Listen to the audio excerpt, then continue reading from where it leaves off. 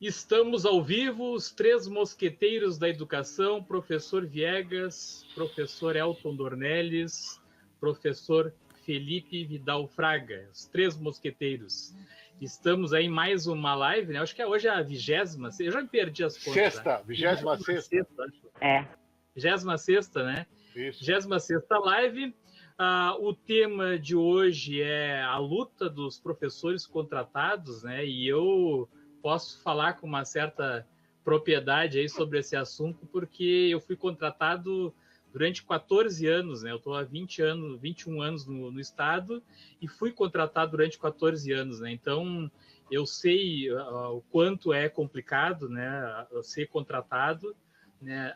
Eu sofri discriminação, não sei, depois os colegas aí vão falar, mas sofri discriminação por ser contratado, né? Por colegas, inclusive, né?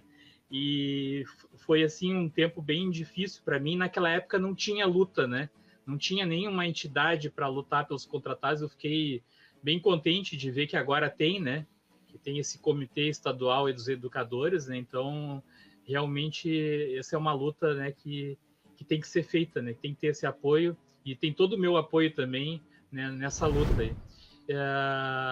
Vou pedir para o pessoal, né, que está entrando pela primeira vez na live, se inscrever no canal do Professor Viegas, né, seguir o AL Podcast aí da Escola André Leão Puente, né, que é o nosso parceiro aí da página Café com o Professor Viegas. Também dizer que todas as nossas lives agora, além de estar editado lá no YouTube, também tem agora a versão em podcast. Vou passar a palavra aí para o locutor Elton, né? Os caras estão me tirando. Fala, Elton. Eu vou te dar a sugestão de começar com o Felipe. Eu acho que ele está sabendo mais do que eu aí de contratado. Eu já fui contratado, tudo, mas eu acho que o Filipão começaria melhor. É verdade.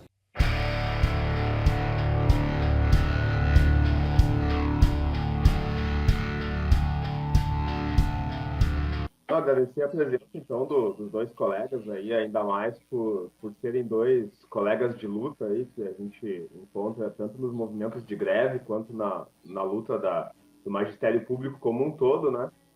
Eu também fui contratado por 6 anos, mas a gente sabe que essa luta dos contratados aí, acredito que seja a mais importante no momento dentro do magistério, porque, de certa forma, entre os professores, né, é o contrato de trabalho mais precarizado, que mais tem dificuldade, e isso se acentuou muito agora durante a pandemia, com todos os descontos que já vieram de quem fez a greve, mais os descontos do Vale Transporte, do teletrabalho, que estão sendo colocados aí, nós temos colegas contratados em bastante dificuldade, né?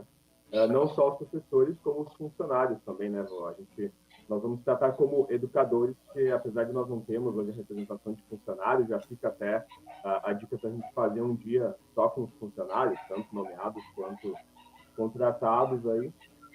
Mas então acredito que hoje, dentro do magistério do Rio Grande do Sul, seja a luta mais importante, que mais merece atenção e que a gente possa, nos próximos anos, para melhorar as condições de trabalho dos contratados e, por consequência, de todas as escolas. Então, agradecendo a presença aí do Lucas, que eu sempre encontro em várias quebradas da luta aí, e a Vanessa, que é colega lá da escola. Então, Tio Elton, então.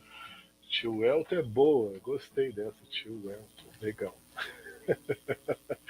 É um prazer muito grande ter o amigo Lucas. O Lucas, sempre vou dizer, sou um admirador do companheiro Lucas. É um cara, sabe tudo, tinha que ser presidente do CEPER para melhorar aquela entidade lá.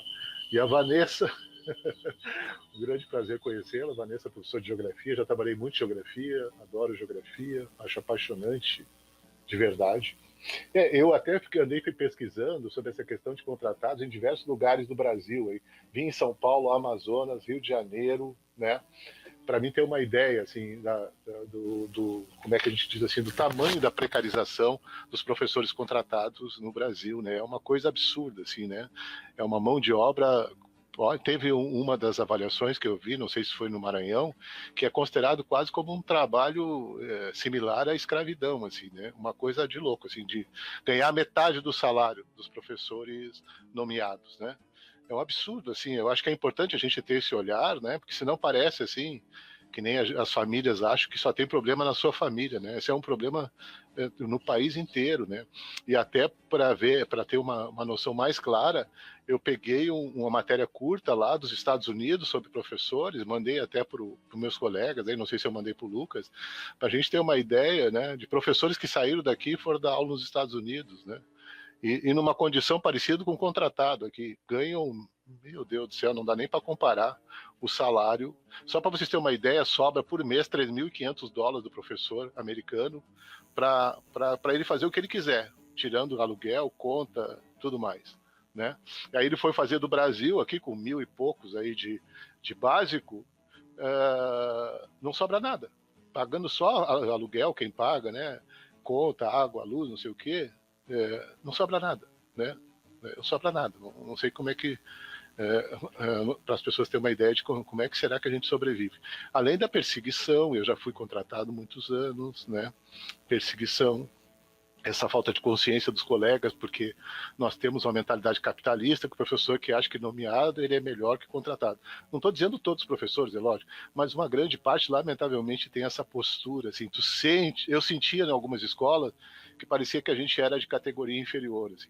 E muitas vezes os professores contratados eram mais engajados numa luta que estava acontecendo do que o professor nomeado, né?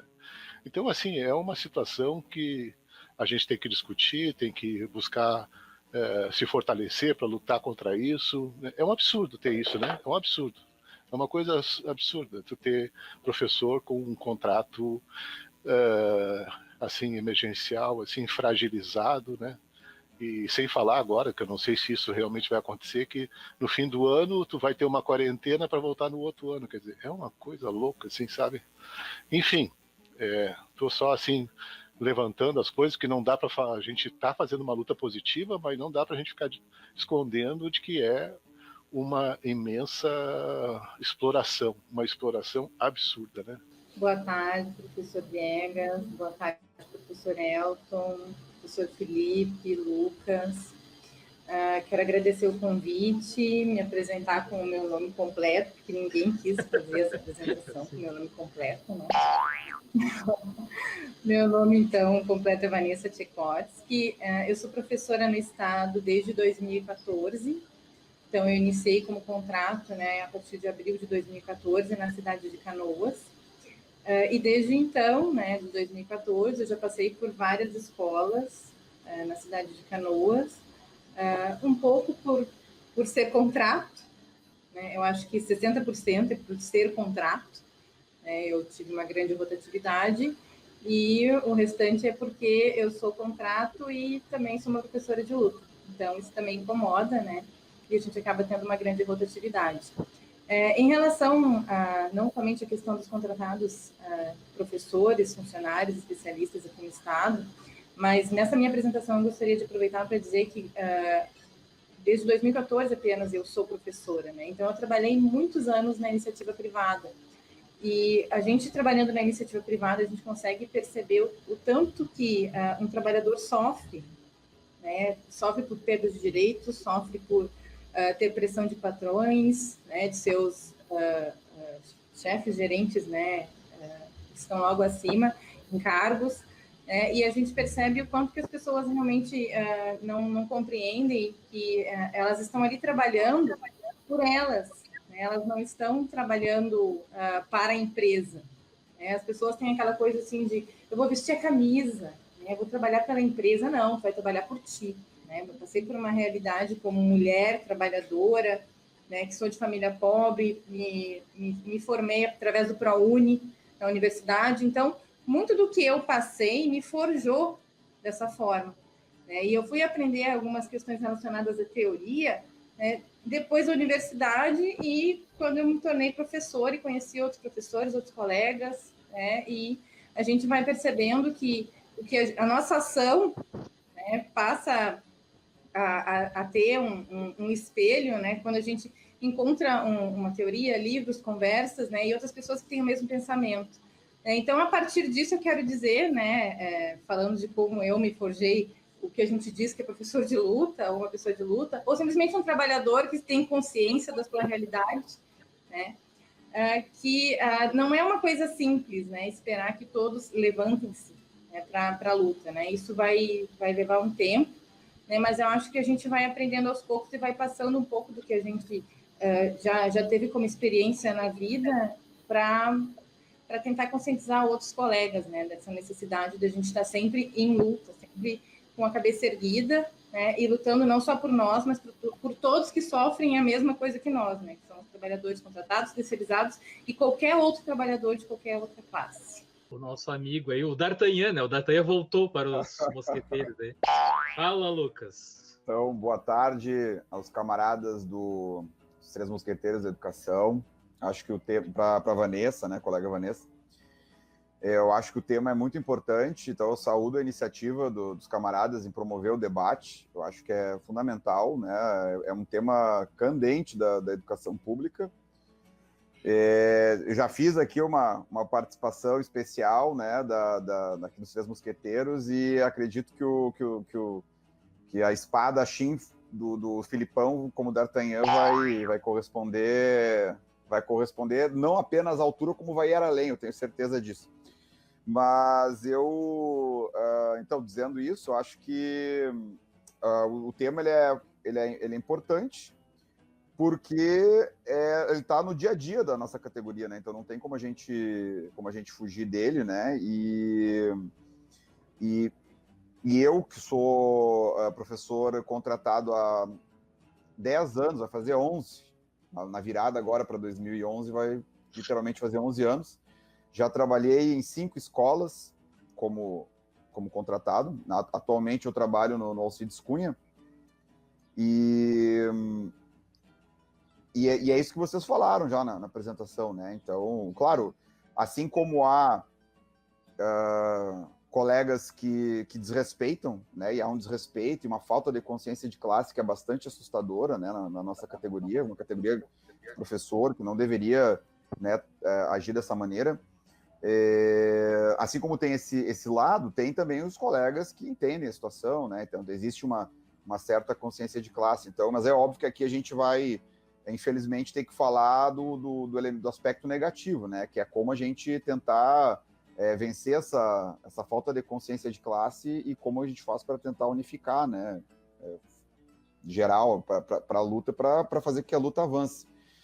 E a gente tem até o slogan aqui, né? Na verdade, é uma alteração do slogan que a gente pegou, inclusive, do Black Lives Matter, né? Das Vidas Negras Importam. No comitê, a gente pegou os contratados e as contratadas da nossa categoria importam, porque durante muito tempo, e ainda hoje, tanto no CEPERS quanto fora do CEPERS, com muitos colegas, infelizmente a gente tem a sensação de muitos colegas que os contratados não importam, que é como se fosse uma coisa descartável, uma mão de obra completamente descartável, que tu pode, né, simplesmente, um step, tu vai lá, você precisa, né, não interessa que tenha desenvolvido algum trabalho pedagógico com uma escola, com uma comunidade, né, se tiver que trocar de escola, se troca sem nenhum tipo de peso na consciência. O que importa é o peso frio da lei, entre aspas, né, que só vale nesses casos e não vale em outros tantos casos, sobretudo para a Secretaria de Educação, né, enfim. Então, como eu disse, eu acho que o tema é muito importante e eu acredito que vai ser um bom bate-papo. Tu falou ali do CEPERS, né, o Lucas, eu não posso deixar de... Eu teria uma live só para me contar a minha história aqui para vocês, porque eu faço 14 anos, né, fiquei 14 anos como contratado, né, então eu teria muitas histórias para contar aí. Eu não mereço isso. E, inclusive, desse preconceito por ser contratado que eu sofri muito na minha escola, né, tinha uma supervisora lá na minha escola, que todo início de ano eu acho que ela tinha orgasmos múltiplos, né? Quando a minha esposa vai dizer assim, eu não acredito que tu falou isso, né?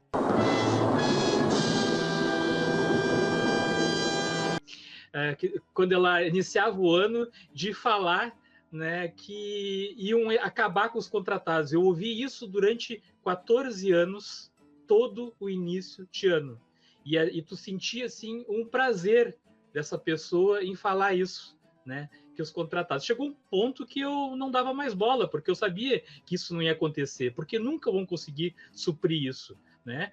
A outra questão que o Lucas falou, ele foi a questão dos CEPERS, né? Essa é uma bronca muito grande que eu tinha com os CEPERS, e por muito tempo eu não quis lutar ao lado dos CEPERS exatamente por isso, porque toda vez que falavam em luta, falavam assim, que queriam que fizesse concurso. Só que aí os concursos que o governo fazia, que nem teve um concurso aí, que foi para ninguém passar, que foi justamente para desmoralizar os professores. Né? E outra coisa, eu não acredito em concurso. Concurso não define se tu é um bom professor ou não. Quem define se tu é um bom professor é o aluno que assiste a tua aula.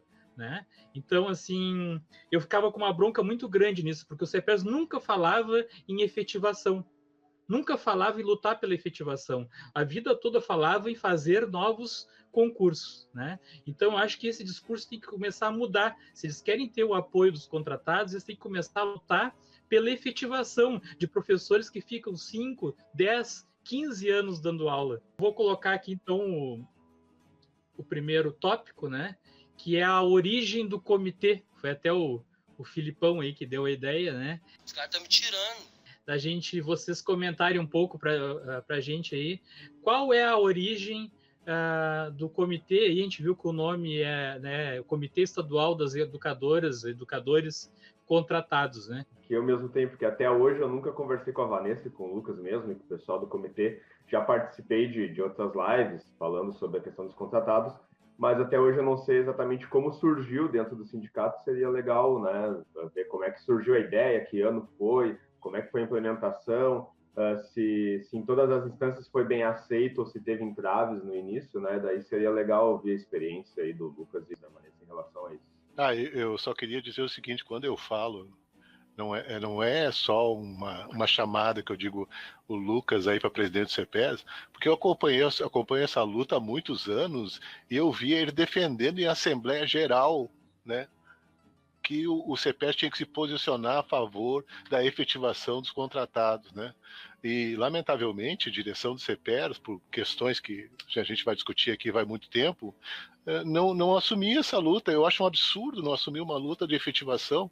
O Estado precisa de professores, vai ter que fazer concursos, o professor contratado já conhece, já está dentro, não tem explicação, né? Então, assim, e não só por isso, é porque ele é um cara competente, e eu acho que os jovens aí estão mais preparados aí para assumir essa luta. Nós temos que ficar na retaguarda, né? O pessoal jovem aí tem que comprar essa bronca aí, e eu, o professor Viegas aí, que já temos cabelinho branco, temos que ficar na retaguarda.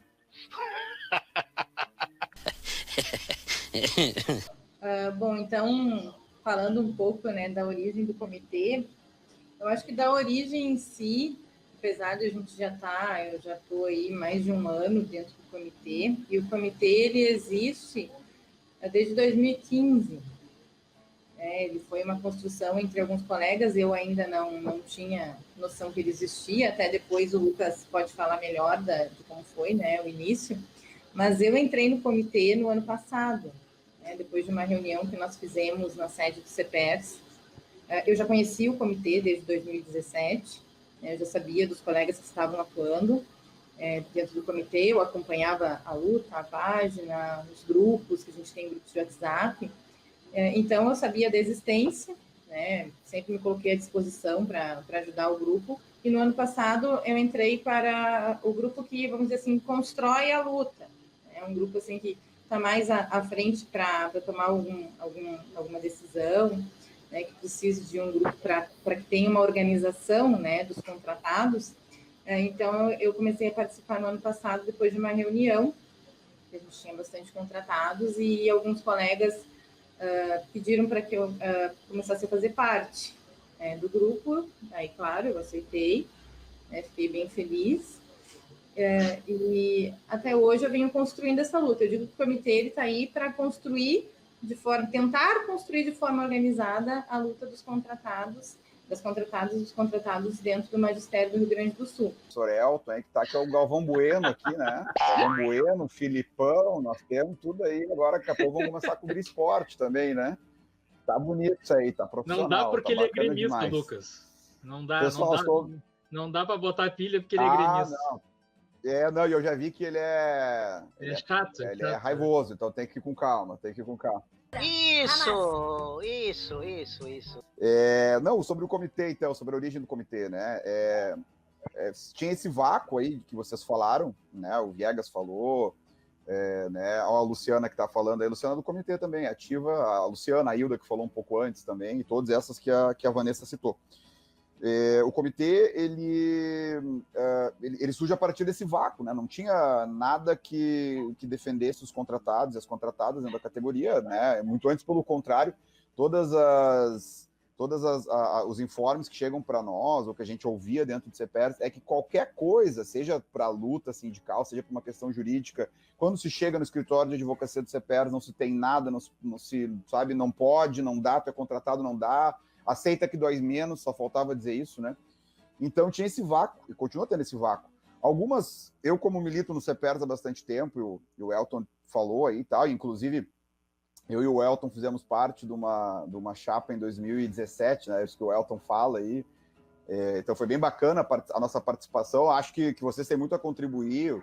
O Viegas e o Elton com os cabelos brancos têm muito a contribuir. Essa ideia do canal também é muito boa de colocar. Isso era uma ideia, inclusive, que o Elton já levantava naqueles debates lá que a gente fez em 2017, né? Enquanto chapa.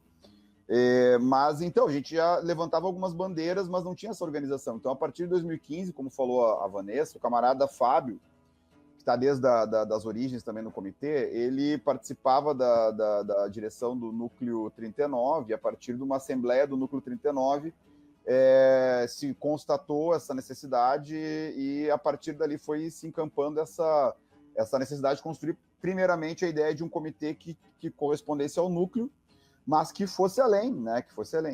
Que não é uma tarefa fácil, nós somos mais da metade da categoria, né, de ativos.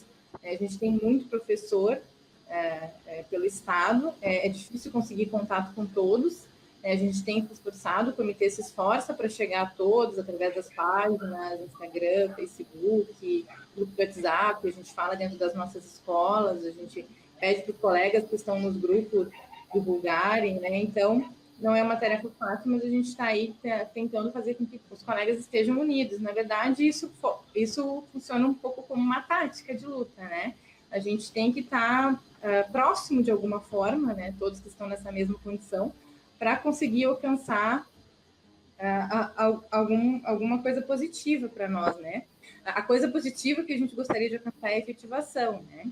E a gente fala, e dentro das instâncias do nosso sindicato, nas nossas escolas, com os nossos colegas, né, a gente sempre fala que a efetivação é o norte do comitê, né, é o nosso objetivo principal. Né, e eu acho que não deveria ser somente do comitê, né, mas como de todas as outras instâncias políticas que estão aí para fazer a defesa dos trabalhadores. Eu acho que fica um pouco óbvio, mas muitos ainda não compreenderam, não entenderam a importância disso, né?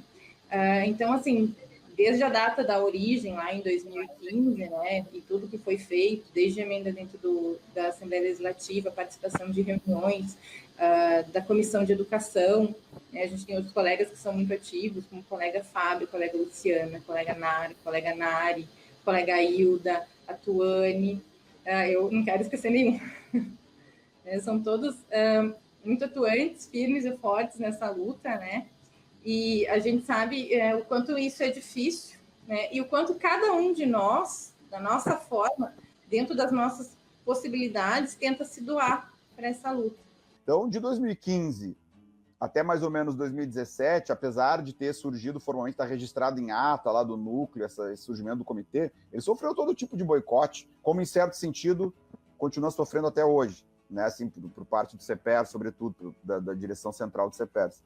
E aí, de 2015 até 2017, ele tentou desenvolver contatos, mas era muito difícil, na medida que também, na época que a gente estava trabalhando, era complicado estabelecer os contatos e tal, mas a gente sempre que possível, nas mobilizações, atos de rua, nas greves, a gente tentava desenvolver contatos, entrar em contato com outros contratados e com nomeados de consciência de classe. Acho que não só vocês aqui, os mosqueteiros que são nomeados, o Silvio falou antes, o Jonathan, que falou agora há pouco também, aí botaram a tarja deles, são nomeados com consciência de classe, acho que a gente tem que valorizar.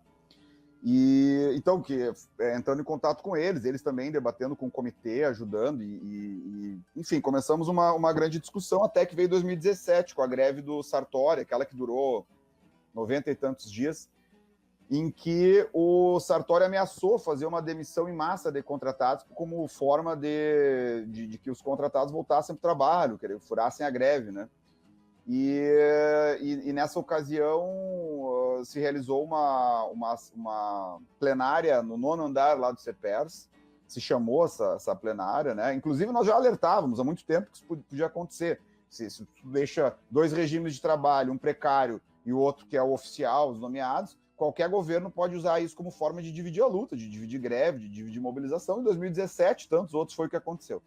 E aí encheu, foram 400, nunca vi tanta gente lá em cima daquele 9º andar do CEPERS, de contratados, basicamente, onde a direção central do CEPERS foi obrigada a ir e tal, e lá se passou uma lista e aí o comitê pegou contatos e nomes de muitas pessoas, se fundou grupos no WhatsApp que existem até hoje, né, contratados pela efetivação, que estão ligados ao comitê. E para isso a gente também conta com todos os outros contratados, né, porque o comitê ele não é para ser um grupinho de pessoas, né, para tentar alcançar a efetivação, porque a gente sabe que 10 pessoas não vão conseguir fazer isso. Então, o comitê, a ideia dele é ampla, na verdade é para chegar a todos os trabalhadores contratados. Então, como eu disse antes, a partir de várias formas de comunicação, a gente tenta chegar em todos os colegas para levar o que a gente tem tentado levar à frente das nossas lutas, que é a efetivação, e entre outras coisas que foram surgindo, inclusive esse ano, né, que foi aquela possibilidade dos 5 anos de renovação, que mais adiante a gente conversa. A partir de 2017, a partir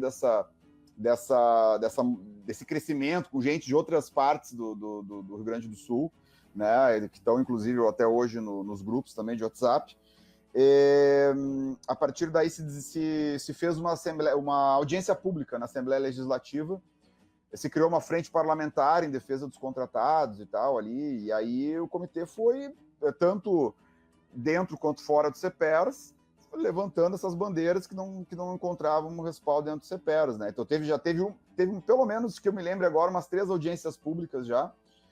O comitê participou do congresso do CEPERS ano passado com uma tese própria, inclusive está aqui no caderno de tese do CEPERS, né, explicando por A mais B por que o comitê existe, qual é a bandeira, por que só concurso público não resolve, quais são as bandeiras, enfim. E hoje está participando ativamente da Comissão de Educação também, né? Não é o campo do comitê não é parlamentar, é sindical, é político, social, né? Mas também tem essa participação na Assembleia Legislativa, né? Com deputados que estão lá e tal, que acabam entendendo a necessidade da luta. Agora quem encampou já, a Juliana Brizola, agora a Sofia Cavedon, né, e com outros tantos que passaram aí, que na medida que vai mudando a legislatura, ou abandonam no meio, ou mudam, mas tem lá um bracinho lá de uma frente parlamentar também dentro da Assembleia Legislativa. E a gente tem levantado uma série de bandeiras. O norte do nosso comitê, como falou a Vanessa, é a efetivação. Só que a gente sabe dos vários empecilhos que existem. Então, nós levantamos todos os tipos de bandeiras que defendam os contratados. O próprio Felipe já contribuiu com uma sugestão da questão dos colegas contratados poderem ser eleitos para a direção de escola. Ele, como diretor, sabe da dificuldade, né, que é cada vez menos possibilidade de ter diretor, porque, né, não tem possibilidade de eleger, na medida que tem colégio que tem 90% de contratados. E a gente levanta uma série de bandeiras. Ano passado, não sei se você se lembra, mas o Eduardo Leite demitiu colegas em licença saúde, colegas contratados em licença saúde que estavam com câncer, com depressão, foram demitidos porque, né, como uma forma de tocar o terrorismo não só nos contratados, mas nos nomeados também, todo mundo, né? E o comitê que levantou algumas bandeiras, depois o CEPERS acabou encampando e vindo junto para a luta. Agora o CEPERS está levantando junto as bandeiras dos 5 anos de renovação, né? Não mais anual, né? Renovar por ano, mas já a cada 5 anos. Né, o CEPERS entrou como coadjuvante nessa luta. Importante que tenha entrado, mas é importante que se diga que também ele entrou como coadjuvante, depois que o comitê começou a debater isso na comissão da Assembleia Legislativa, levantar estudar a questão da renovação e assim por diante. Então, resumidamente, tem muitas coisas, muitos detalhes que a gente poderia falar nas greves, nas mobilizações, do papel que o comitê cumpriu, né? Mas, a princípio, em linhas gerais, é isso. Já a Vanessa salientou, agora o Lucas, né? Essa luta pela efetivação, então, como norte, não só do comitê, acredito que tem que ser uma luta não só dos contratados, mas também dos nomeados, né? Porque para nós que somos educadores, o nosso principal objetivo é a preocupação com qualidade, né? Qualidade das aulas dos alunos, né? E se nós temos colegas que estão sempre nessa apreensão de que quando vai chegar no final do ano pode sobrar na escola, se chega todo final do ano é aquele medo, vou sobrar, será que eu vou poder ficar na escola? Vou poder ficar 40 horas aqui? Será que um nomeado não vai vir para a escola e tirar meu lugar, né? Por exemplo, eu conheço colegas contratados excelentes que eu trabalhei em outras escolas, conheci nos movimentos de greve, e que eu cheguei a convidar para vir para a escola em alguns momentos que sobraram carga horária, que eles poderiam vir, e eles disseram assim, Felipe, eu adoraria ir para a tua escola, mas eu não quero ir porque em algum momento algum nomeado vai querer ir para lá e vai tirar o meu lugar, né? E aí tu perde de um colega querer trabalhar na escola, né? Um colega que sabe que é um excelente professor, por esse tipo de medo, assim, né? Então não há como ter uma qualidade, tanto qualidade na sala de aula, quanto qualidade de autoestima mesmo do trabalhador, ele não ter uma certa estabilidade, né? E quando se fala de professores ainda, né, que tem que se ter uma liberdade de cátedra, né, onde muitas vezes o que o professor está dizendo dentro da sala de aula pode ser contrário a governos aí de ideologias diversas, né? Então não pode existir essa ameaça, assim, né? Esse ano até considero isso uma pequena melhora, assim, que no ano passado, se vocês lembrarem, existia mais a questão de chegar no final do ano, e isso não só no ano passado, em outros anos também, e os contratados ainda perderem parte da sua carga horária, né? Esse ano, teoricamente, é para ser renovado tudo, a gente não sabe ainda como é que vai ficar para o ano que vem, porque tem que ser renovado. Depois a gente vai falar sobre a questão de renovar por 5 anos, né? Mas ainda existia mais a questão, nos outros anos, de chegar no final do ano, o professor saber que não ia receber por janeiro, por fevereiro. Às vezes era uma ampliação, o professor entrou no estado com 10, 20 horas, aí tinha uma ampliação de mais 20, e ele sabia que ia chegar janeiro e fevereiro, a renda dele ia cair pela metade ou até menos do que a metade, né? Então, esse tipo de situação não há como se falar de qualidade da educação enquanto não se tiver uma efetivação dos contratados, para que esses profissionais possam ter a tranquilidade e exercer a liberdade de cátedra mesmo, para poder dar uma boa aula e se poder contar com esses profissionais, né? Quando eu passei no concurso em 2013, uma colega minha que trabalhou comigo durante anos, veio e me abraçou e disse assim, agora tu é colega. E eu olhei para ela assim, não, eu sempre fui colega. Então, assim, é para ver como é que é a coisa. E aí você estava falando da questão do CEPERS ali, a verdade é que tem muito professor concursado que faz pressão no CEPERS que tenha concurso e que é contra a efetivação, que eu não entendo o objetivo disso. Né? Porque se eu sou concursado, tenho as minhas horas ali, o que vai interferir na vida do outro? Outra coisa que eu queria dizer para o Lucas ali, que eu acho que eu tive sorte, porque eu fiquei os 14 anos na mesma escola, né? Nunca fui substituído, né? Então, mas eu passei por situações de estar com as minhas turmas. Uma vez chegou um cara de física lá, no turno da noite, ele sobrou, aquela época que a IEDA fez as enturmações, né? O cara sobrou na outra escola, sei lá por que ele sobrou, né? A gente às vezes tem algumas questões meio complicadas. Ele sentou lá na sala dos professores, enquanto a diretora não resolvesse a situação de me tirar das minhas turmas, que inclusive eu estava dentro da sala de aula, né, para poder colocar ele no meu lugar. Né? Eu sei que a diretora na época fez uma série de acertos lá para poder me manter na escola. Né? Então essas são situações que geram muita insegurança no profissional, e é que nem o Felipe estava falando ali, a gente muitas vezes deixa de fazer outras coisas. Por exemplo, eu não faria uma live que nem eu faço no nível que eu faço hoje com o Elton aqui, com o Felipe, se eu fosse contratado. Porque eu saberia que eu teria ameaças de todas as partes, né, de todos os lugares, né, por ser contratado, né. Então, eu acho que isso tem que mudar. Mas a minha pergunta para o Lucas é a seguinte, antigamente teve o M4, acho que é M4, né, que era os professores, que até tinha gente que criticava e dizia, falava do tal do training da alegria, né, que eu não sei, lá nos anos 1980, lá 80 e poucos, né? Eu tive vários colegas lá no Feijó que eram M4 e que inclusive foram vice-diretores durante muitos anos, se aposentaram como M4. Não, no caso, eles não eram concursados, não tinham os mesmos direitos do concursado, mas tinha um detalhe, eles não poderiam ser mandados embora. Então, a minha pergunta para o Lucas é isso, o que muda em termos de lei, o que poderia ser analisado do que aconteceu no passado e que pode ser usado agora, né? Que foi feito naquela época e que poderia se tentar fazer agora, né? Tentar se igualar ao que está acontecendo no momento. Beleza, é uma boa pergunta para a gente começar a debater, mas antes de entrar na tua pergunta, Viegas, eu quero dizer o seguinte, na verdade, a escola que eu estou agora, o Alcides Cunha, eu já estou há um tempinho, né? A escola me acolheu lá, tem um histórico interessante, bastante interessante de luta, lá o Elton passou por lá também. E a questão é o seguinte, eu fui removido de duas escolas, o Wildo Meneghetti e o Protásio Alves, porque eu sou ativista, militante dos movimentos sociais, o Elton sabe, o Felipe sabe também, né? E aí, por exemplo, o Wildo Meneghetti eu fui removido porque eu ajudei os alunos a abrir grêmio estudantil e a direção não queria que tivesse grêmio estudantil, não queria oposição. Então, quer dizer, aí um contratado completo como eu era, no né? PJ não tem até hoje, Lucas. Não pois tem até hoje. É um tema interessante também a ser debatido, né? Essa questão. É um tema interessante também.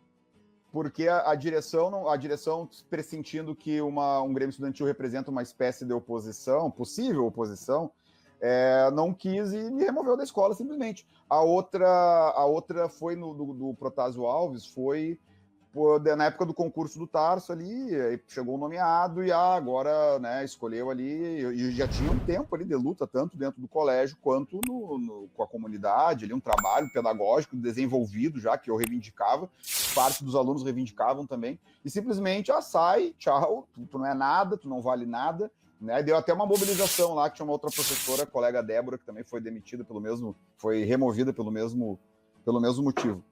E então, e tem nisso que tu falaste, né, da questão de chegar lá e ter esse problema que o Felipe falou, não sabe se vai ficar no colégio ou não. Tem muitas vezes conchavos de diretores, a gente sabe disso, quando alguns diretores, felizmente não são todos, mas a gente sabe que tem, né, que fazem. Eu, por exemplo, do Alcides Cunha Colégio que eu estou, em 2015, porque eu estava ajudando uma chapa de oposição da direção da escola a renovar o colégio, tinha uma série de irregularidades e problemas, inclusive de desvio de dinheiro na escola, eu estava ajudando essa chapa de oposição, e simplesmente a direção da escola foi lá e pegou um nomeado e colocou no meu lugar, aleatoriamente. Então, quer dizer, o que deveria ser o oposto, porque, na verdade, o que é estabilidade? O princípio da estabilidade é isso que o Felipe falou, liberdade de cátedra, tu poder defender, tu poder falar, defender a opinião, e exatamente o que não aconteceu no meu caso. Em relação ao que tu levantou, Viegas, na verdade o M4, né, que é o que falava do trenzinho da alegria, que pejorativamente muita gente, infelizmente, dentro de CEPERS, ainda usa essa expressão enfadonha. A gente ouviu um colega do chão da escola, que não tem uma participação sindical, não acompanha isso, a gente até dá um embrólio no estômago, mas a gente entende. Agora, quando vem de CEPERS, é mais complicado ainda e chega a ser até deprimente. Mas o M4 tem a ver com a transição ali da ditadura para a democracia, entre aspas, né? Ali, a transição em que foi promulgada a Constituição, a nova Constituição, né? Em que existiam já alguns contratados na época da ditadura, né? Que acabaram sendo, entre aspas, também efetivados nessa transição. Eles ganharam estabilidade porque nessa transição, dada a promulgação da Constituição. E aí algumas pessoas, infelizmente de visão pequena, chamam, né, acham que a proposta do comitê de efetivação é trenzinho da alegria ou é a mesma coisa. Uma coisa não tem nada a ver com a outra. Né? A ditadura já ficou para trás. Né? A época do apadrinhamento político ficou tanto na República Velha quanto na época da ditadura. Agora, né, me digam apadrinhados políticos que sejam hoje contratados, me mostrem, digam, isso aqui fulano de tal, ele é contratado há 15 anos, ele é um apadrinhado político do governo da Ieda. né? Não existe apadrinhado político como existia na ditadura militar ou como existia na República Velha. Isso acabou, é um mito, né? Que aí entra, infelizmente, naquilo que tu falou, Viegas, e tu tem razão. Há sim uma espécie de orgasmo, tá certo, pode parecer piada, pode parecer engraçado, mas é verdade, há uma espécie de prazer em algumas pessoas se sentirem superiores às outras. É triste e lamentável, mas é verdade. Quando foi falado no tópico de efetivação, a gente pensa em 1000 coisas para poder falar, para poder colocar. Eu tentei dividir em primeiro, segundo, terceiro tópico, né, para tratar. E eu acho que a primeira coisa que tem que ser colocada é que não se pode mais chamar o concurso público como uma única alternativa para os contratados, para os terceirizados, para quem está nessa situação precarizada. Isso já está claro, eu acho que isso tem que ficar claro para todo mundo. O concurso público, ele não vai resolver o problema dos contratados, né? Ele pode, muito pelo contrário, agravar essa situação de quem é contratado, né? Qual é a garantia de que todos vão passar? Qual é a garantia de que essas pessoas serão chamadas para essas vagas? E qual é a garantia que nós teremos que o concurso que eventualmente possa ser chamado pelo Estado vai ter vaga, vai suprir todas as vagas de contratados que já estão ativos, né? E assim, e daí chama o concurso e faz o que com os contratados depois? Demite, coloca já de novo numa precarização muito maior, né? Então o concurso público não é a via principal de luta para quem é um trabalhador contratado ou terceirizado.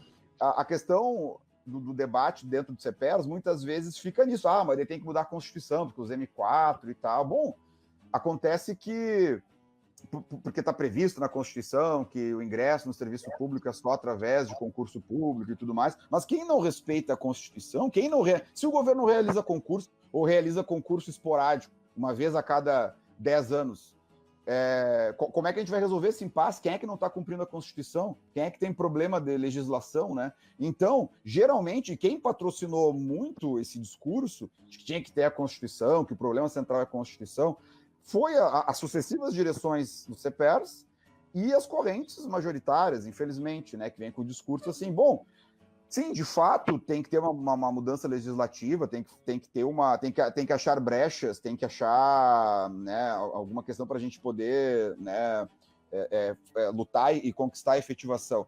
Mas acontece que uma série de leis, e o beabá do movimento sindical, e o Elton depois pode me corrigir aí, depois se eu estiver errado, ele que tem cabelos brancos aí, o beabá do movimento sindical é tu arrancar conquistas que não existem, leis que não existem, e que tu vai fazer existir, né? E para isso, o que tu precisa? O primeiro lugar é não esperar um Messias, ficar sentado, esperando lá que vai cair do céu, vai vir lá um santo padre que vai lá te dar agora tu tá efetivado. Não, é lutar.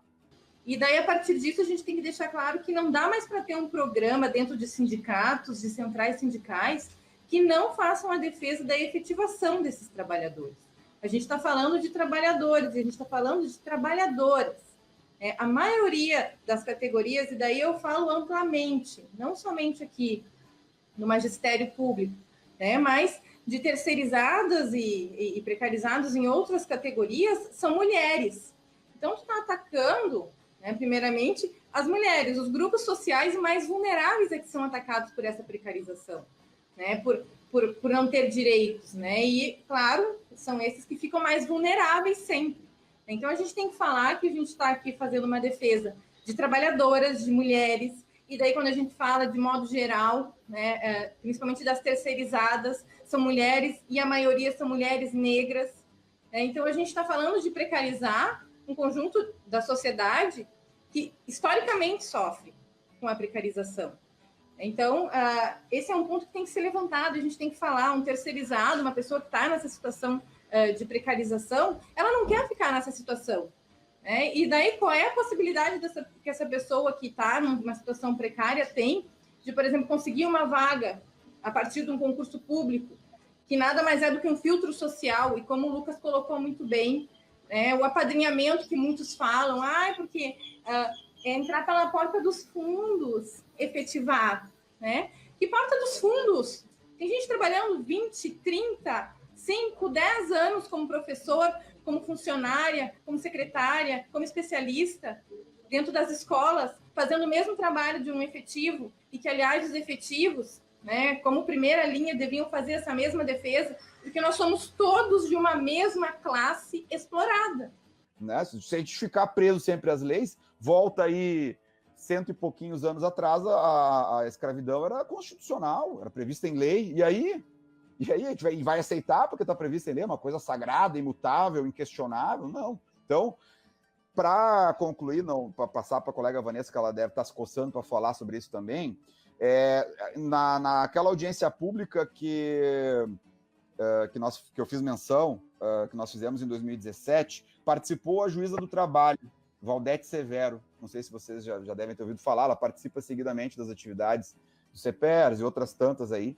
Ela tem uma visão bastante progressiva, muito mais do que muito sindicalista que eu já vi, e ela disse claramente, o tema era precarização do trabalho na educação pública, ela disse claramente, contrato emergencial, entre aspas. Se nós temos pessoas com 5, 10, 15, 20 anos de contrato emergencial, o emergencial está descaracterizado.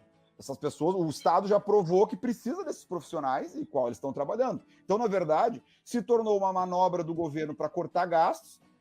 Um contratado, uma contratada custa mais barato para o Estado do que um nomeado, pela questão de triênio, quinquênio, etc, né? Um monte de direito e questão que não pode fazer. Então, é uma opção política do governo fazer isso.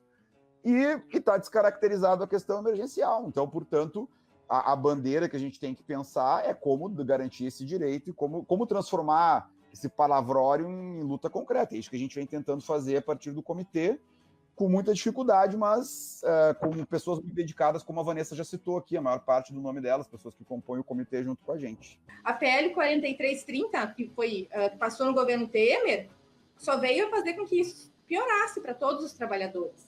Então, eu acho que a gente fala tanto, né, em defesa da efetivação, como se a gente estivesse falando de algo que fosse impossível, né? E a gente tem que lembrar que a gente só consegue mudar as coisas, né, que estão aí, né, se a gente fizer um esforço para que elas se modifiquem, né? As coisas não aconteceram assim, elas não estão colocadas como uma norma fixa para sempre, dessa forma, né? Então, a gente tem que mudar, a gente pode mudar. Se o governo pode mudar e flexibilizar os direitos dos trabalhadores, se o governo pode colocar emendas na Constituição que retiram direitos, então a gente também pode exigir que os nossos direitos sejam mantidos, né? E a gente deve exigir, não é a gente pode, a gente deve, né? Como categoria, como trabalhadores, como eu disse, falando amplamente até de outras categorias.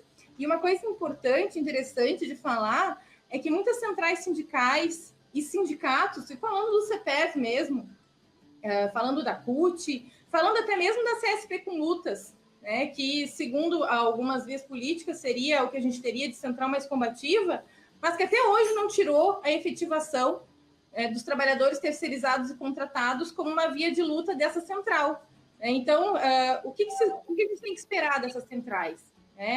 A gente tem que fazer essa exigência, né, em todas as instâncias possíveis, né? A gente tem que estar combatendo, por isso que a gente sempre fala que um trabalhador contratado ele tem que estar dentro do sindicato, ser sócio do sindicato, fazer a luta dentro do sindicato para que a gente consiga alcançar os nossos direitos.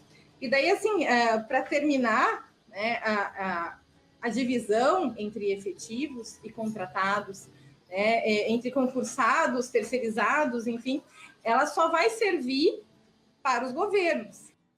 Eu tenho que falar um pouco, senão eu não recebo meu jeton depois, viu? Não vai receber o cachê. Senão não tem. Senão não recebo. Senão depois Só para complementar ali a pergunta da Vanessa, fui eu que falei, viu, Vanessa? Foi comigo que aconteceu esse fato. O professor Viegas, depois ele me cobra. Elton, tu não falou quase nada, tu tá ganhando esse dia. Não. Aí eu desconto depois. Né? Como assim? O senhor é contratado para isso? Tem desconto. Não, assim, ó, falando sobre a questão dos contratados, agora que a gente está comentando, eu acho que a gente tinha que, o pessoal aí que está engajado, buscar uma ampla discussão, primeiro entre os contratados, fazer tipo uma assembleia, que nem o CEPERS fez aí, de toda, né, uma assembleia online, discutir essas questões. Eu acho que já está amadurecido bastante essa questão da luta aí pela efetivação e tudo mais, né? Eu acho que tem que buscar essa discussão, né? Hoje em dia não é complicado, né, fazer isso, uma assembleia online. E também tem que começar a pensar numa discussão, num debate entre contratado e efetivado para se aproximar mais, né, para parar essas visões distorcidas, essa moral burguesa aí, né, porque tem muito professor que acha que é burguês, né, não sabe o que é ser burguês, não sabe que não tem capital, mas acha que é, porque ele tem um carro não sei o quê, porque ele mora em tal lugar, ele é burguês, né? E aí ele começa a pegar a moral burguesa e algumas referências. Eu estou na escola há 10 anos, eu tenho mais direito. Então a escola virou quartel, né? Que daí tu tem os níveis ali, o tenente, comandante, quem tem mais tempo de quartel tem mais direitos, né? As pessoas ficam usando elementos políticos de uma moral que não é delas e elas não sabem. Tem que começar a dizer claramente para essas pessoas: para ser burguês tem que ser capitalista, e capitalista é quem tem capital. E dinheiro, salário bom não é capital. Pronto. Não sei, parece que é tão difícil de entender isso, né? Então as pessoas querem se diferenciar, estão perdendo direito, estão um salário horrível, mas ainda querem dizer, não, mas eu estou na minha escola há 20 anos, eu tenho privilégios. Não, nunca me aconteceu tal coisa. Não, contratado, não, um contrato precário, né? Daí, então ele é menos. Eu já ouvi muito discurso, até quando eu era contratado e na sala de professores, e já vi até no CEPERS alguns discursos assim de que se o contratado é professor e ele vai fazer o concurso, ele tem que passar no concurso. Se é professor, tem que saber o conteúdo do concurso, né? E já ouvi bastante esse discurso, não foi pouco, não foi uma nem duas, olha, mais de 10 pessoas já falando isso, né? Quando a gente sabe que uma prova de concurso é uma prova de quem decora mais, geralmente isso que acontece. Isso é um absurdo, né, Felipe? Eu lembro quando eu mesmo fiz o concurso, existiam algumas questões que eu não sabia, eram 100 ou 120 questões, não me recordo. Teve algumas que eu não tinha estudado aquele conteúdo e nem estudei muito para o concurso qual eu passei, e acabei chutando algumas, e essas questões acabaram participando da minha aprovação, né? E sei de colegas que pagaram cursinho, que se empenharam, estudaram pra caramba, né? Só que acabaram estudando coisas que também não foram contempladas na prova e, infelizmente, acabaram não passando, né? Então, de forma nenhuma, uma prova ali que se faz em 1 ou 2 horas, que é para medir o que a pessoa decorou no momento que estudou ali, ou mesmo ao longo dos anos da graduação, pode substituir os anos de experiência, como já foi colocado aqui, de colegas que estão há 20, 10, 5 anos que seja, né? Então, esse discurso eu nunca entendi o porquê que ele acontece dessa forma, de uma prova substituir a experiência do professor, né? Mas a maioria dos tópicos aqui já foram contemplados, então eu queria já introduzir, Sandro, essa questão da participação nas equipes diretivas, pode ser? Não. Puxar um debate junto com contratados e nomeados, para discutir isso, para eles perceberem que a vida do contratado é uma luta tanto ou mais do que, até mais, né? Porque eles têm que lutar até contra isso para dar uma aula. E, enfim, falar em qualidade de pedagógica, né, didática, é até uma coisa que não dá nem para discutir. Tem professores tão bons contratados como nomeados, e tem tanto professor aí que pisa no tomate aí, que é nomeado, contratado, e não adianta, entende? Não dá para entrar para esses lados aí. Mas aí nós temos umas pessoas que ainda têm essa coisa, eu acho que são pessoas, sei lá, não sei se, não vou entrar no mérito aqui de idade, mas tem pessoas que estão vivendo de sonhos, né? Nós estamos perdendo direitos, e as pessoas ainda estão se agarrando naquelas coisinhas pequenas. Não sei até quando isso vai acontecer. Mas, enfim, eu acho que o Lucas aí conhece bastante, já tem que começar a puxar uma assembleia geral online aí de contratados, sabe? Discutir essas questões aí junto com a Vanessa aí, que é uma menina que sabe bastante, mais as outras pessoas que apareceram aí, né? O pessoal tem que botar bronca, tem que chamar o pessoal para discussão. A posição do comitê, e é muito importante dizer isso, ela não somos contra o concurso público, né? O CEPERS usava muito esse argumento, as pessoas que não concordavam, os setores que não têm consciência de classe na categoria, diziam, vocês querem acabar com o concurso público, todo mundo entra, trenzinho da alegria. Não, pessoal, não se trata de ser contra o concurso público. O concurso público está lá na Constituição e tal. A questão é o seguinte, se o governo não realiza concurso público, se faz o quê? Se o governo transforma o concurso público numa forma de peneira, se faz o quê? né? Ou se o governo faz concurso público, as pessoas são aprovadas e não são nomeadas, como muitos colegas que acontece, que passaram em concurso e não foram nomeados, se faz o quê?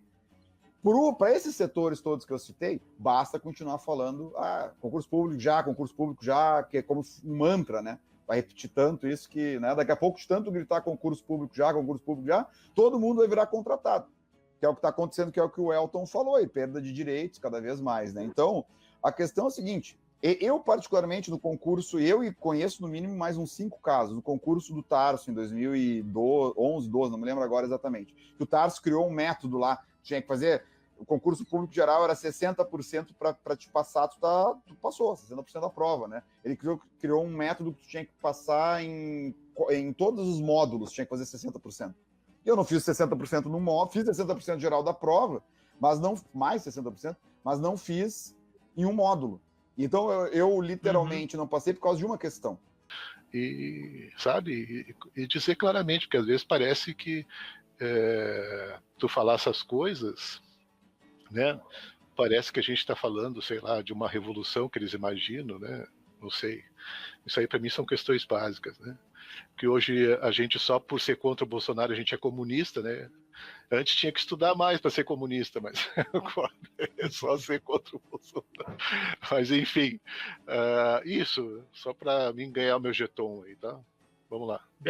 Agora deu aquela sirene de acabou o tempo. Falta consciência de classe para muitos dos nossos colegas, e realmente me parece que muitos são proletariados, nós somos trabalhadores da educação, proletariado mesmo, né? Só que alguns acabam achando de alguma forma que são elite ou classe média e aí não se reconhecem como tal, né? Mas o professor é assim proletariado, né? E tem que começar a se reconhecer assim e quem são seus pares, né? Mas acontece de muitos colegas não se reconhecerem e aí essa falta de consciência de classe, né? E aí, e o mais contraditório era que na mesma época o governo Tarso estava lançando aquele discurso do Politécnico, que é, não é uma prova que vai definir se o aluno sabe ou não sabe. Quer dizer, faço o que eu digo, mas não faço o que eu faço. Eu estava dando aula já naquela época, no mínimo uns 3, 4 anos, mas aí por causa de uma questão, não, tu não é apto, tu não pode, sabe? Então, a questão é o seguinte, é uma política de governo, não é só o governo do Rio Grande do Sul, não é só o governo do Rio Grande do Sul,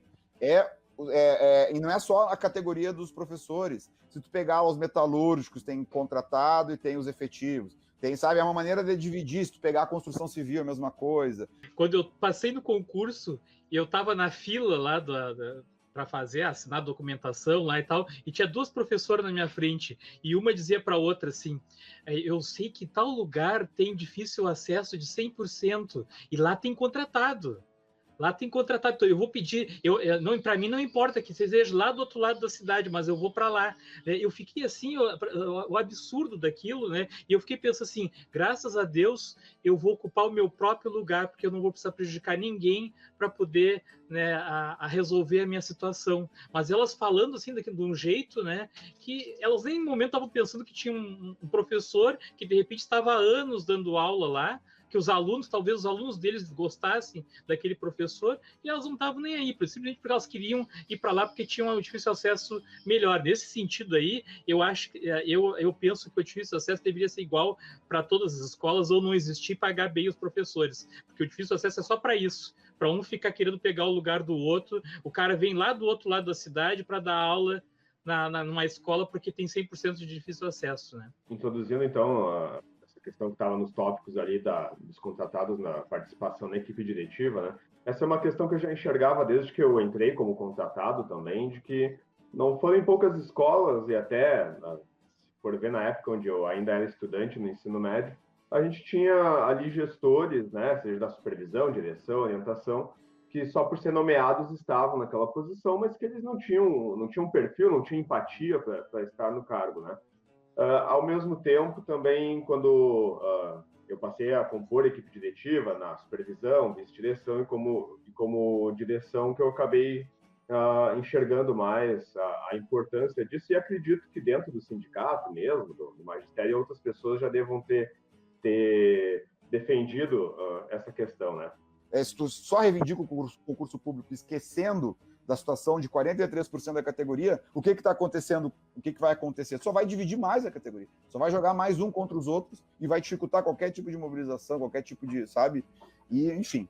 Tá? E só para passar mesmo, para abusar da paciência de vocês, a questão da consciência de classe. Tem uma grande parcela de nomeados sem consciência de classe e tem uma grande parcela de contratados sem consciência de classe.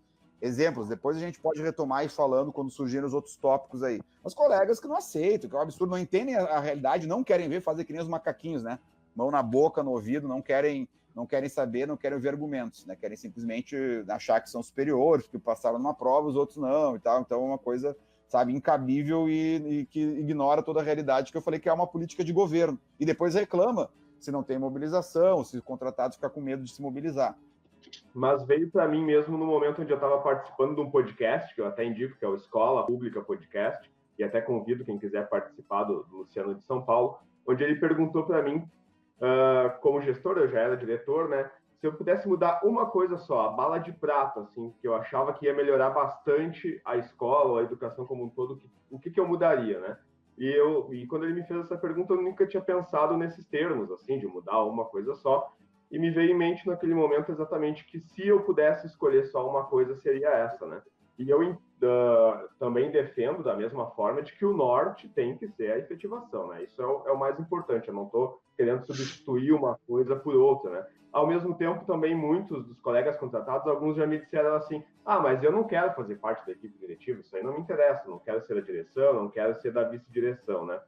Então, ao mesmo tempo que eu já encontrei muitos colegas, eu tenho muitos colegas dentro da escola que são contratados e que seria muito interessante tê-los na equipe diretiva, porque eles têm perfil, têm empatia, são comprometidos, né? E é isso que faz muita diferença para se poder fazer a gestão de uma escola, né? Então, isso seria bastante importante de acontecer.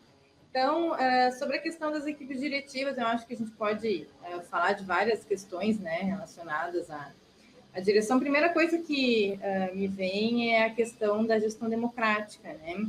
A gente sabe que muitas vezes algumas equipes diretivas se colocam como um braço da CRE ou da SEDUC dentro da escola.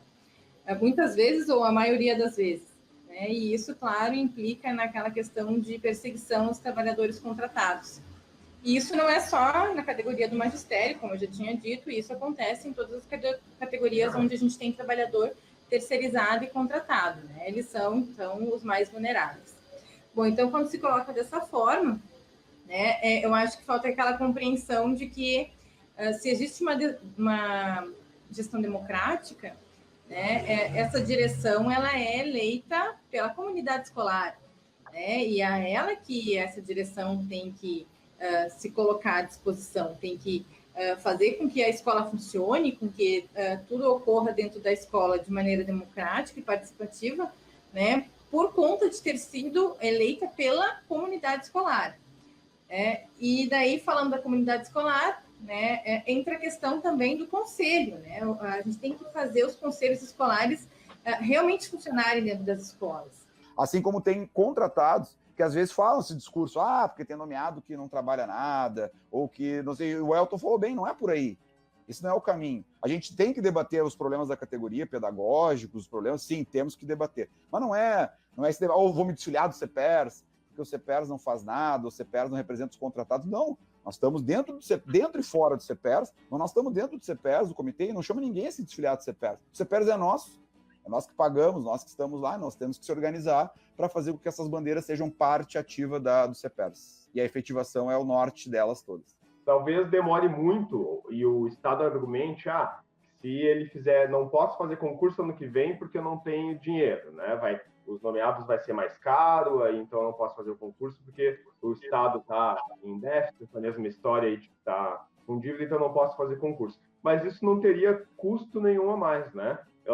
O mesmo FG ali que vai para o nomeado iria para um contratado, não tem custo maior nenhum, né? E ao mesmo tempo nós temos uma lei de gestão democrática no Estado que não é democrática de verdade, porque se não pode todo mundo concorrer, imagina se fosse na eleição de amanhã, se algumas pessoas estivessem cerceadas de não poderem concorrer.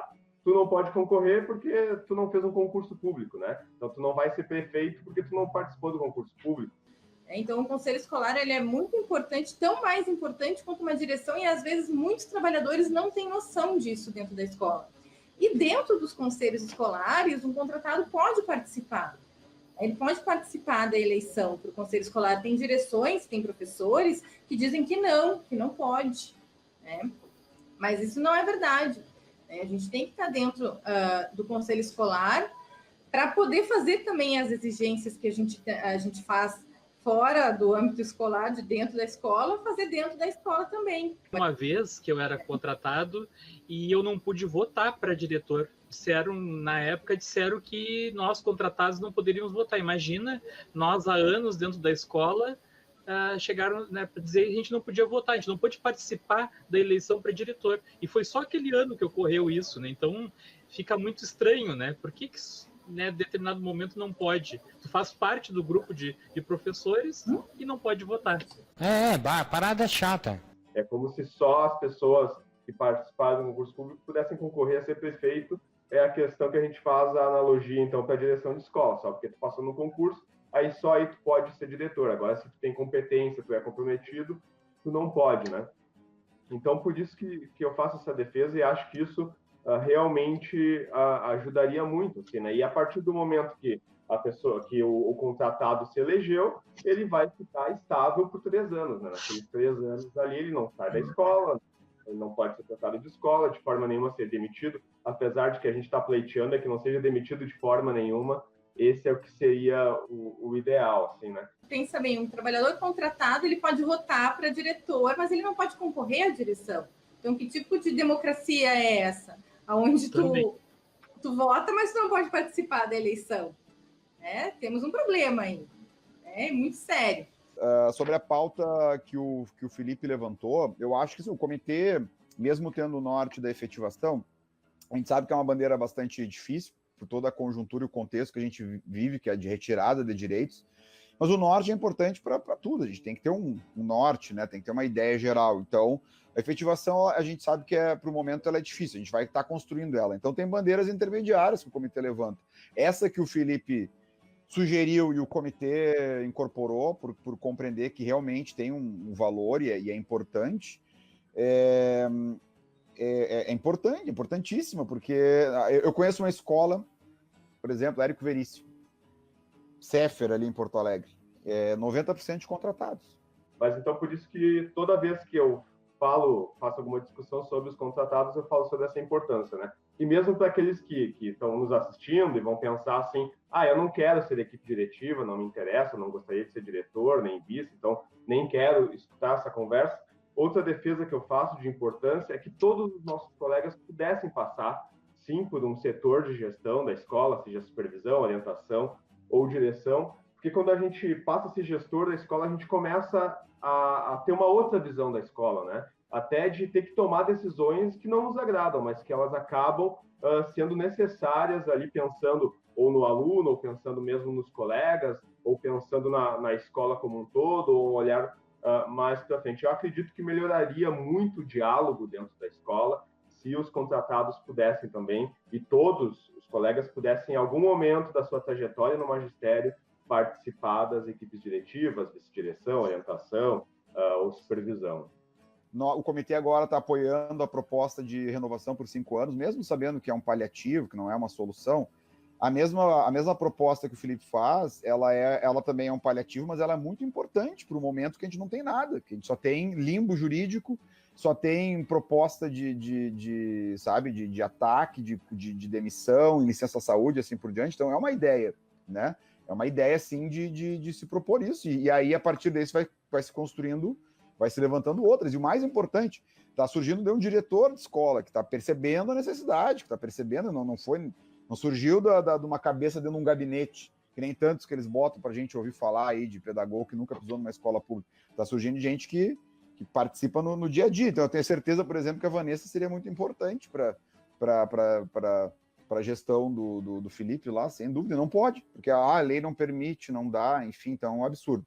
Eu só queria recomendar, então, que a gente tinha colocado ali a questão de falar sobre a estabilidade lá, então a efetivação de como funciona nos Estados Unidos. Numa outra live que a gente fez na página da escola, também conversando sobre a questão dos contratados, eu citei isso, né? Até quem era fã dos Simpsons, de repente vai se recordar que existe um episódio bastante pejorativo, obviamente, porque Simpsons é da Fox, que é a TV que apoiava o Trump, e do Trump, a gente pode dizer do trumpismo, né? Mas existe um episódio dos Simpsons, inclusive, que mostra isso, né? Que é a professora que está lá contando no relógio, assim, daqui a tantos segundos, 3, 2, 1, estou efetiva. Agora, daí ela entrega lá um caderno para um aluno, né? Porque nos Estados Unidos, em alguns estados, não em todos, existe essa questão de que o professor, em 2 anos, ele é efetivado, né? E lamento muito, Felipe, isso que tu falou, né? Que tu disse que tem colegas que pensam assim, eu não quero estar na direção. Eu acho que a direção é fundamental, tu tem toda a razão. Todo mundo tinha que passar por essa experiência, porque de uma maneira direta ou indiretamente, porque é fundamental, porque tu tem que, né, ver como é que funciona por dentro, né? E faz parte indissociável, não é só ir lá dar a tua aulinha, né, da tua aulinha lá, da tua matéria, acabou, não, tem que estar no contexto. A educação pública é isso, tudo ensina numa escola pública, tudo deve ensinar, pelo menos, né? Então, num país liberal, né, conservador, imperialista, como é os Estados Unidos, existe essa questão de o porquê, né? Então, quem está nos assistindo e quer ver isso na prática, existe um documentário que o nome é Esperando o Superman, Esperando o Superman. Então, até me remete ao que o Lucas disse lá no início, né? Que a gente não pode ficar esperando o Messias, né? A gente tem que ir atrás dos nossos direitos. E é exatamente isso. O que mostra nesse documentário? Lá nos Estados Unidos, os sindicatos são fortíssimos, existe toda uma luta dos professores, os sindicatos financiam campanhas, inclusive, né? E por isso que eles conquistaram esse direito de ter uma efetivação em 2 anos. Está 2 anos ali como professor, tu é efetivado com 2 anos, né? Então, eu só queria recomendar que todo mundo assistisse, né? E isso mudaria a educação? Não. Os Estados Unidos não é uma educação perfeita, em alguns estados e escolas é pior do que no Brasil, inclusive, isso não muda. Mas se lá eles conseguiram conquistar essa efetivação em vários estados, por que a gente não pode conseguir aqui também, né? Não sei. A gente vê uma pobreza teórica no CEPERS. Uma pobreza teórica não só pelos contratados, tá? É que o tema da live é dos contratados e das contratadas. Então, não vou entrar aqui em debate que poderia debater de pedagogia, o que poderia levantar de questões sindicais. Mas na questão, em particular, dos contratados, é uma pobreza teórica. Alguém levantou, acho que foi o Diego, levantou nos comentários aqui. Poderia, por exemplo, casar a realização do concurso público com a efetivação. Ou seja, se realmente está lutando por concurso, como o CEPERS tanto bate nessa tecla, poderia ligar uma coisa a outra. Então, não está tendo concurso público, então vamos efetivar, até que tenha concurso público, né? Só que não, fica sempre no mesmo samba de uma nota só. A efetivação ela é um pouquinho mais difícil de se conseguir, porque ela é uma questão de Constituição Federal, né? De cumprir a Constituição, não, toda essa discussão que a gente fez até o momento. Mas os políticos mudam as leis toda hora de acordo com os interesses deles. Eu acho que isso aí é uma questão de ter vontade, né? Quando eles querem, eles alteram a Constituição. Então, quero agradecer mais uma vez o convite para participar dos 3 mosqueteiros. Sou a mosqueteirinha hoje. Exatamente. Não tem uma mosqueteirinha. Já teve uma mosqueteira aqui no nosso grupo. De vez em quando a Águida, que é nossa colega lá, ela participa como mosqueteira também. É verdade. E para finalizar, então, né, sobre o debate, eu acho que a gente teria muitas coisas para falar, né, sobre a questão da efetivação dos trabalhadores de modo geral, das trabalhadoras do magistério, mas a gente sabe que muitas categorias sofrem, né? Tem o caso das trabalhadoras de São Paulo, professoras, das terceirizadas, que trabalham sobre condições muito precárias, até muito piores, como eu comentei anteriormente, depois que a lei da terceirização passou em 2015, né? A gente teve um aumento muito grande de trabalhadoras e trabalhadores na situação de precarização, passa de 40% da população que trabalha na informalidade, e isso é muito grave, né? Então, quando a gente fala da questão da informalidade, da perda de direitos, de flexibilização de direitos para alguns trabalhadores, a gente está falando de uma vida precária, socialmente indigna para muitos trabalhadores. Então, a gente tem que olhar para as trabalhadoras contratadas aqui do magistério e lembrar que essa efetivação ela não é algo infundado, algo utópico, mas sim uma necessidade real de trazer para uma classe única direitos iguais, condições iguais de trabalho, dignidade igual para todos, porque só interessa a divisão, só interessa a retirada de direitos para os governos, para os empresários, para esse sistema capitalista que nos coloca nessa situação de indignidade total. Então, agradecer aos três mosqueteiros, né? Sempre legal e bacana de debater com vocês aqui. Eu, como D'Artagnan, licenciado aí do grupo, me sinto lisonjeado aí pelo convite. Eu sei que o Filipão está cumprindo um bom papel e bom trabalho aí também. Então, sempre à disposição para debater aí. Acho que o tema é muito importante, sabe? Então, saúdo mais uma vez essa iniciativa. Aproveito a oportunidade para discutir com os setores conservadores da nossa categoria, que pensam, como tu falou aí, Viegas, no início, uma mentalidade simplesmente ou se achando superior ou de vantagem pessoal, né? A gente tem que mudar, tem que mexer nisso. O CEPERS precisa mexer nisso também. Aproveitando também para falar rapidamente, né, um pouco do que eu trouxe, né, como experiência, como leituras, como eu disse para vocês, eu não era uma pessoa que participava muito da questão teórica, né, e eu aprendi muito depois disso, né, um dos livros que eu li e que me ajudou muito foi esse livro aqui, que A Precarização Tem Rosto de Mulher, né, que foi organizado pela camarada Diana Assunção, né, da IRSCA, e está na sua 3ª edição, e ela fala muito da luta das terceirizadas na USP. A colega Diana Assunção, ela é trabalhadora da USP, e esse livro ele fala, então, da luta que as terceirizadas travaram dentro da USP na busca dos seus direitos, né? Trabalhadoras essas que eram, maioria, mulheres, negras e de periferia. Por exemplo, quando o CEPERS agora está apoiando finalmente uma bandeira pró-contratado, que é defender o mínimo do mínimo, que é uma renovação de contrato de 5 anos, coloque nas redes sociais e tenha colegas que comentem que agora o CEPERS só defende contratado, um discurso assim pobre, de uma mentalidade tacanha, sabe, de quem tá botando ódio ali para fora, né, ou quem tá tendo seu gozo questionado, como o Viegas falou muito bem no início, que eu acho que é bem isso que acontece mesmo, né, a pessoa que acha que está sendo questionado no seu direito, porque esse, em última análise, é o seu gozo, né, está sendo questionado ali porque eu sou superior ao outro e o outro não pode ser igual a mim. Então, é importante a gente ver que existem vários exemplos de luta de trabalhadoras e trabalhadores terceirizados e precarizados, né, como a gente viu no início do ano, ali no meio do ano, quando a gente viu o pessoal de entregas de APP, né, que se levantou também contra a miséria que estava sendo imposta a eles, e todos os precarizados, eles precisam estar junto e contar com o apoio de toda a classe trabalhadora, né? Então, torno a dizer, é uma luta de todos, é uma luta única, é uma luta de trabalhador efetivo, trabalhador concursado, trabalhador terceirizado, trabalhador contratado. E que a gente consiga, né, encontrar a nossa dignidade a partir da nossa luta e poder contar com todos os colegas aí para que essa efetivação, para que esses direitos sejam para todos os trabalhadores. Tem essa questão, quando se descamba para esse pensamento bastante atrasado, ou vira muro das lamentações, como a gente já falou numa live anterior, até o Felipe tinha sugerido, me lembro de fazer uma discussão sobre isso. Depois daquela live eu fui expulso do grupo do magistério, eu e o Felipe. Poxa vida. Um dia depois nós fomos enxotados do grupo. Para ver o negócio como é que é, né? Para ver como existe até dentro da própria categoria, né? Não é só por parte do governo, né? É verdade.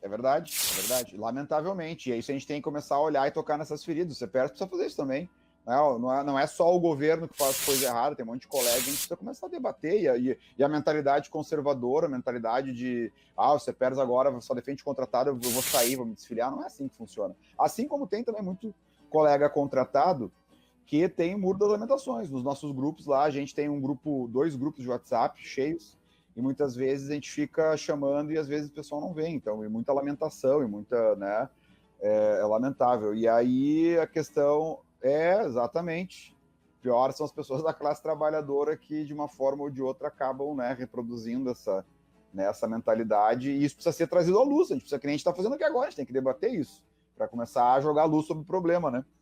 Então, convidar os colegas que estão nos assistindo, contratados, nomeados com consciência de classe, para que venham junto para o comitê, né? O comitê tem página no Facebook também, tem Instagram, que é Educadores Contratados do Rio Grande do Sul, do RS, então curtam lá, acompanhem, né, tá lá tudo que a gente produziu de material e de experiência tá lá, né, e a gente vai continuar cumprindo esse papel de tentar conscientizar da necessidade de uma categoria única, trabalho igual tem que ter direito igual, e nós vamos seguir essa luta, independentemente de que a gente tenha muitas vezes empecilhos lamentáveis como, né, ou a inoperância dos CEPERs, ou a consciência atrasada de muita gente, né, que acaba reproduzindo isso. Então, a gente conclama todo mundo, todos os contratados e contratadas e os nomeados com consciência de classe, a tomarem suas responsabilidades sociais nas mãos, né, e vir lutar junto com a gente. Então, acho que a live de hoje teve um papel importante nesse sentido, a gente poder fazer essa discussão,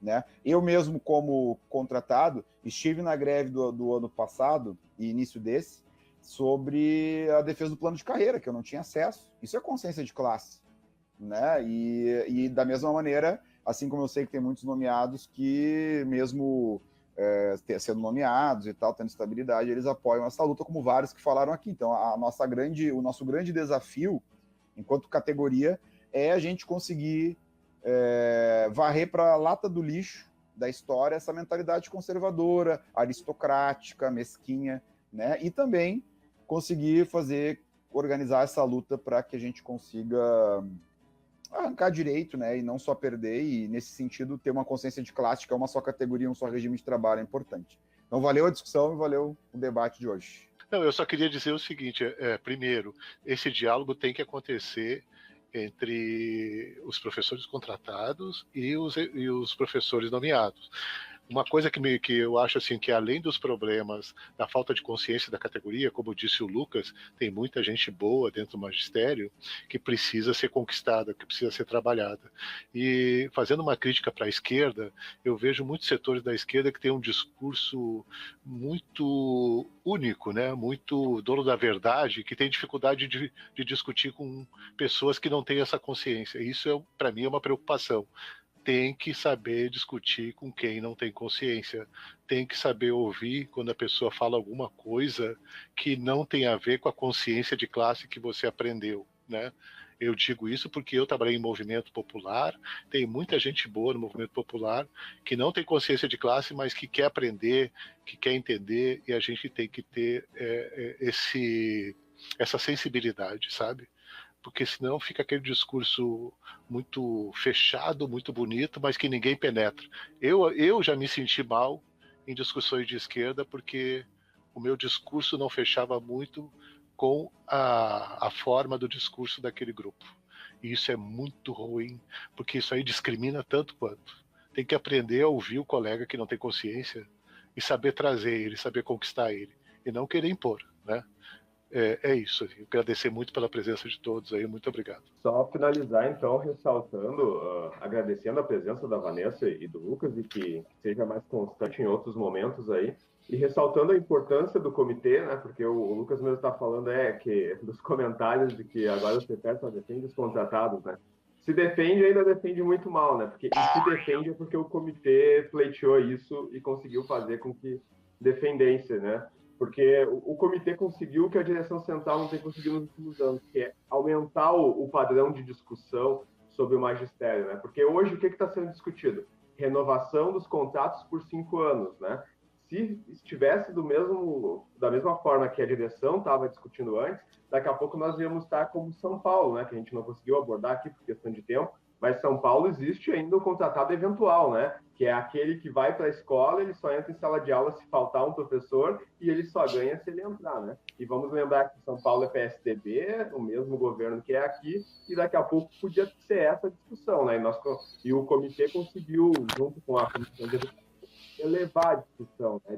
Vamos discutir renovação por 5 anos e não mais precarização, né? Então eu queria dar os parabéns aí ao comitê por isso.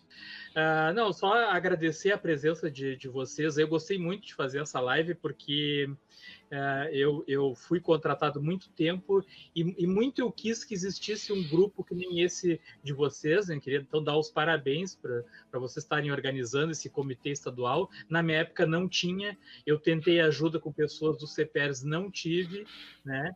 Então, o que eu deixo agora, assim, que eu queria deixar de recado, eu já entrevistei aqui a Neiva, já entrevistamos aqui a Helenir, né, Elton, a Rejane, não importa quem entre na próxima direção do CEPERS, eu acho que a bandeira tem que mudar, o discurso tem que mudar. Tem que parar com essa história de que tem que fazer concurso. Não, pode até ser fazer o concurso, mas eu acho que antes disso tem que começar a batalhar pela efetivação dos contratados. Vai ter muito mais apoio. O CEPERS vai ter muito mais apoio se começar a levantar essa bandeira. Eu acho que é burrice não pensar nisso, né? Se não levantar essa bandeira de lutar pela efetivação desses contratados que estão há anos aí trabalhando, dando aula, e que são efetivos e que atendem à necessidade das escolas e dos alunos, não vão ter apoio nunca. Então tá. Até a próxima. Obrigado a todos. Tchau, tchau. Maradona, vai com Deus, meu filho! É nóis, cara!